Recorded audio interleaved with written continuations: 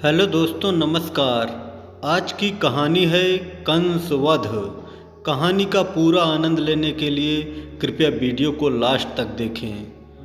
कंस के वध का पता चलते ही मगध का सम्राट जरासंध आपे से बाहर हो गया।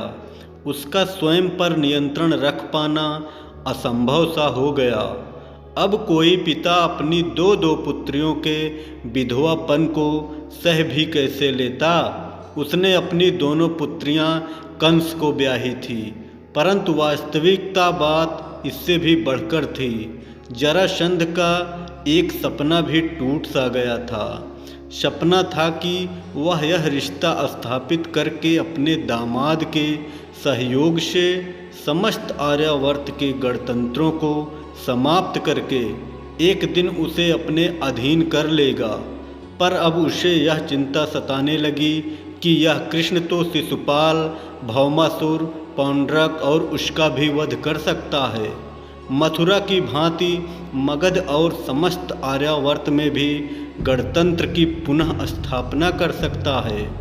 आगामी आशंकाओं का उन्मूलन करने के लिए उसने अपनी सेना सजाई और मथुरा पर चढ़ाई कर बैठा। परंतु इस बार मथुरा की बात अलग थी। यादव सेना का नेतृत्व अब उग्रसेन नहीं, कृष्ण के हाथ में था। यादवों की सेना तो जैसे इस आक्रमण की अधीरता से प्रतीक्षा ही कर रही थी। यादवों को दृढ़ विश्वास हो चला था कि कंस जैसे अपराजेय शासक का अंत करने वाले ये कृष्ण और बलराम विशिष्ट और दैवीय शक्ति से ही युक्त हैं। इस बार जरासंध की सेना का जो हाल हुआ वह उसके लिए नितांत अकल्पनीय था। उसे मगध की सीमा तक खदेड़ दिया गया था, तथापि वह चुप नहीं बैठ सकता था। इस बार उसने अलग से रणनीति बनाई। जा पहुंचा सिंधु देश के राजा कालयवन के दरबार में। उसे पता था कि कालयवन ऐसे प्रस्ताव को मना कर ही नहीं सकता। उसके पिता महर्षि गार्ग्य का यादव पुरोहित साल के कभी अपमानित किया था और इस अपमान से पीड़ित होकर उसने अपने पुत्र कालयवन को कह दिया था कि वह यादवों को सबक सिखाकर ही पितृ ऋण से मुक्त हो सकता है। समझौता हुआ कि मथुरा के उत्तर से कालयवन की सेना और पूर्व में दक्षिण से जरासंध की सेना आक्रमण करेगी। इस तरह से मथुरा को घेर कर उसकी सेना सहित कृष्ण की भी हत्या कर दी जाएगी। कालयवन के आर्यावर्त की धरती पर पग रखने की सूचना जब मथुरा तक पहुंची, सब विचलित हो उठे, केवल कृष्ण को छोड़कर। कृष्ण जानते थे कि भले ही संख्या और शक्ति के मामलों में यादवी सेना 19 हो, पर धर्म मथुरा के पक्ष में है। वह धर्म ही था जिसके बल पर वे कालिया नाग से लेकर कंस का सामना कर सके। अन्यथा वे सब भी उतने ही शक्तिशाली थे। परंतु यादवों की सभा में कुछ और ही घटित हो गया। अति चिंतित सभासदों के बीच एक श्रेष्ठ यादव विकद्रु ने कहा, कृष्ण, मथुरा को तुमने उबारा, हम सब इसके लिए तुम्हारे आजीवन ऋणी रहेंगे। पर इस बार भी तुम ही उबार सकते हो इस विकट संकट से। बचने का एक ही उपाय है कि तुम इस जगह को छोड़कर कहीं दूर चले जाओ, क्योंकि जरासंध की शत्रुता मूलतः मथुरा से नहीं तुमसे है। ऐसे में वे मथुरा पर आक्रमण करने के बदले तुम्हारे पीछे लग जाएंगे। सभा क्या, मानो पूरी प्रकृति ही नितांत सन्नाटे में आ गई।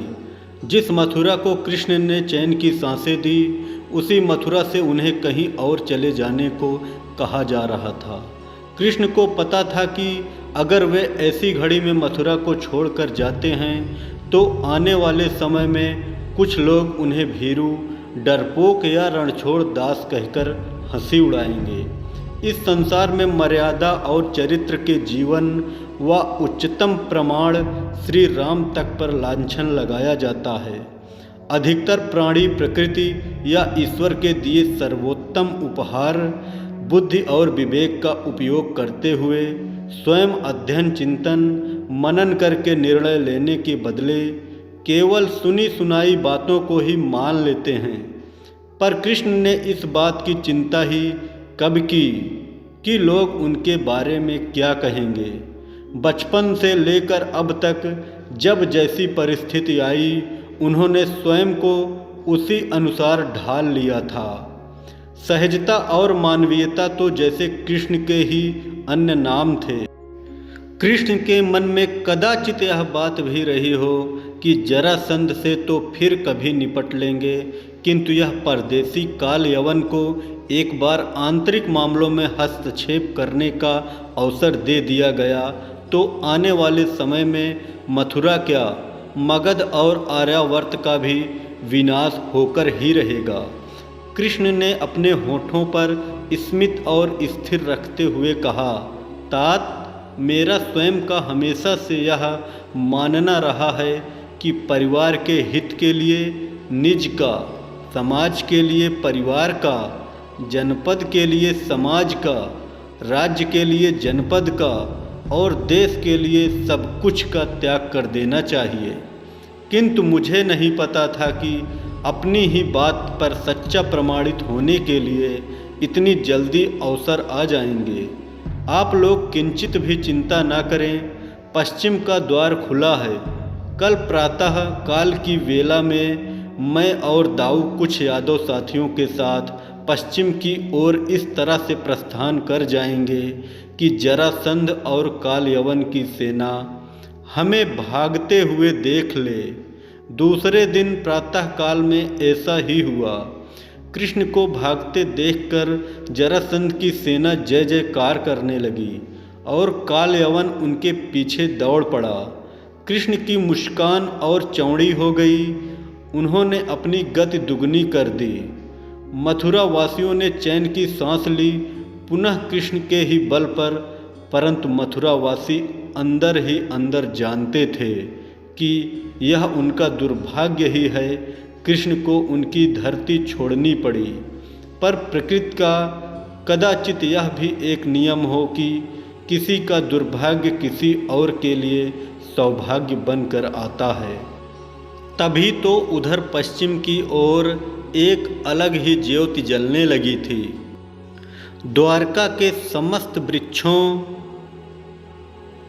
की पत्तियां, हवाएं, समंदर की लहरें कण कण मानो झूमते हुए एक दूसरे से कह रहे हों, पता है भुवन मोहिनी आ रहे हैं, तुमने सुना श्री कृष्ण आ रहे हैं। कहानी कैसी लगी कमेंट में ज़रूर बताएं। धन्यवाद।